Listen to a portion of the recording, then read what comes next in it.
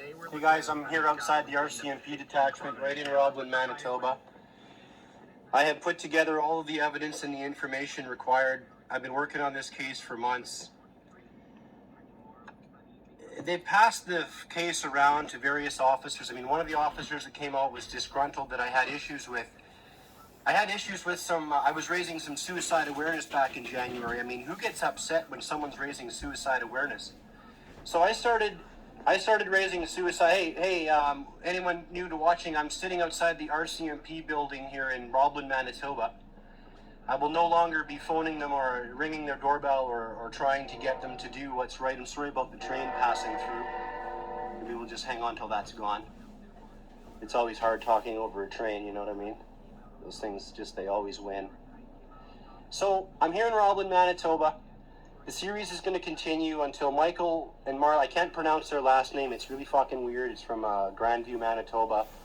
They have now, there's about three separate pieces of evidence in that since I moved here in March of 2021, that these two people who also happen to be my direct competitors at a flooring store, they have been out to basically get me and basically run me out of a small town. Now, I'm going to continue this later. I'm going to hopefully get some attention to this RCMP detachment as well. We're going to ask them on Facebook, obviously, why, with all this evidence that Ronni Cohan has gone out and curated and accumulated, which is threshold tangible evidence that the criminal code requires, why are you guys not getting out and doing your job? Why is the rumors around town, people are telling Ronni that, the police aren't going to go do anything to these people because they're all friends? This is really getting serious in a small community. I'm not going to go start disrespecting any of the officers that have been here and that have gone. I'm not going to disrespect any officers that may have lost their life in the line of duty due to whatever causes it was. I am going to bring up more attention to the suicide awareness in small communities because I believe Roblin has none. They don't care in this community, from what I've seen anywhere, that nobody cares when someone commits suicide or takes their life in this town. Aside from this one story, because there's one generally amazing human being here that says, hey, I'm not going to let the memory of my friend die. And I'm kind of the same way. I'm not going to let the memory of my son die. The fact that I moved to a small town after my father passed away, where my dad took care of a cemetery that we've owned for years. My dad passed away and I said, you know what? I'll move out to Roblin and I'll start new. So I move out to Roblin and I start new, and within, like I said, 3 weeks, I find out there's a fraudulent online coach named Rudrum Coaching.